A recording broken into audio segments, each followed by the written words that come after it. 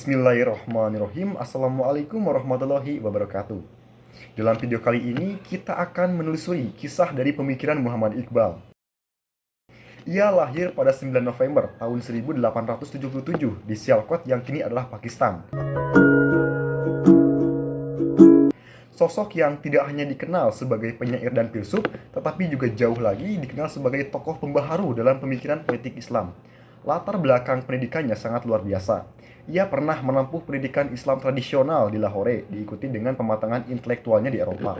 Ia pernah meraih gelar BA dari Universitas Cambridge dan gelar Doktor Filsafat dari Universitas Munich pada tahun 1908 dengan disertasi tentang metafisika Persia. Konteks sejarah yang membentuknya sangat krusial. Ia hidup pada masa puncak penjajahan Inggris di India. Saat itu, Muslim di India sangat menjadi kaum yang minoritas, yang dipinggirkan secara politik maupun ekonomi. Lebih luas lagi, ia hidup bertepatan pada masa di mana Kekaisaran Khalifah Ottoman resmi berakhir pada tahun 1924 yang menandai runtuhnya institusi politik Islam secara global. Krisis inilah yang memunculkan fatalisme massal, perasaan bahwa umat Islam tidak berdaya dalam menghadapi Barat. Iqbal hadir untuk menentang dalam pandangan ini. Ide-ide fundamental Iqbal terbagi dalam dua kategori. Pertama, dalam karyanya, yaitu pada karya puitis, dan yang kedua, pada karya prosa filosofis. Karya-karya puitisnya seperti Asrar-i Hudi, yaitu rahasia dalam diri, dan Payam-i Masri, yaitu pesan dari timur.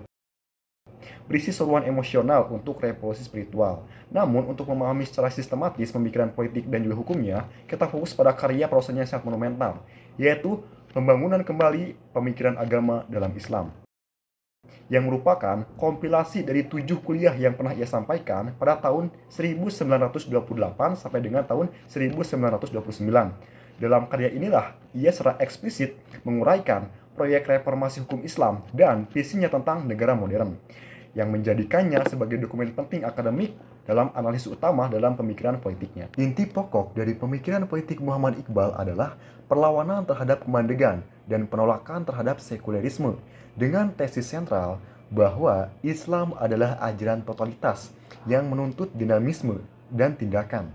Ide ini diwujudkan melalui dua kunci utama. Yang pertama, ada konsep hudi, yang berarti ego atau diri. Adalah fondasi moral dan politik yang merupakan pusat energi kreatif bagi individu.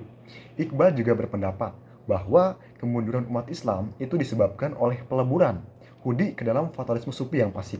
Tujuan utama politik Islam menurutnya adalah untuk memperkuat hudi dan menjadikannya mandiri, yang dijamin oleh prinsip tauhid. Nah, sebuah prinsip sosiopolitik yang memastikan bahwa kedaulatan absolut hanya milik Allah Subhanahu wa Ta'ala, sehingga menolak segala bentuk penindasan maupun tirani dari manusia kepada manusia yang lainnya.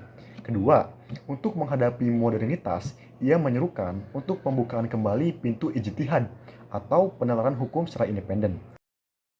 Iqbal mengusulkan metode ijtihad secara kolektif yang diinstitusionalisasikan, baik itu melalui parlemen ataupun majelis yang ia sebut sebagai demokrasi spiritual, harus menjadi lembaga yang menjalankan ijtihad.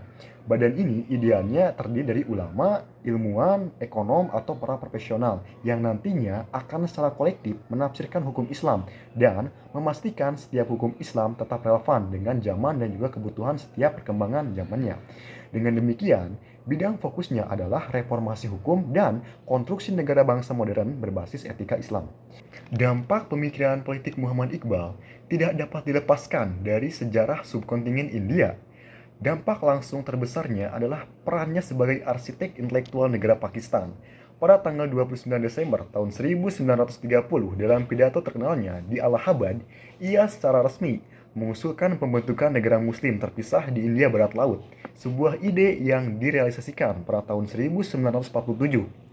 Kontribusi dan wawasan terbesarnya bagi disiplin ilmu adalah memberikan legitimasi filosofis bagi modernisasi hukum Islam, menentang klaim konservatif bahwa pintu ijtihad telah tertutup selama berabad-abad.